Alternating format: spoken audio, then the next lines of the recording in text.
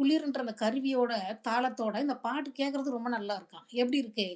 "இசையின் இசையா இன்பாணித்தே" கேட்கறதுக்கு ரொம்ப நல்லா இருக்கு. ரொம்ப இனிமையா இருக்கு. சரிங்களா?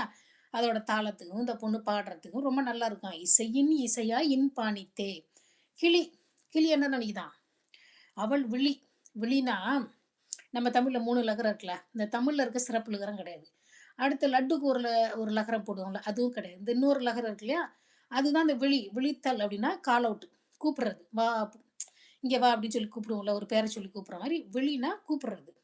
அந்த கிளி என்ன நெனச்சுக்குதாம், "அவள் விழி" அப்படின்னு நெனச்சுக்கிட்டு, அவ வந்து பாட்டு பாடிக்கிட்டு, மியூசிக் போட்டுக்கிட்டு, "வாங்க, வாங்க வந்து சாப்பிடுங்கன்னு" கூப்பிடுற மாதிரி, ஒரு 10 கிளி இருக்குன்னு வச்சுக்கோங்க. அது அந்த பாட்ட கேட்டு நெறைய கிளி வருதாமா.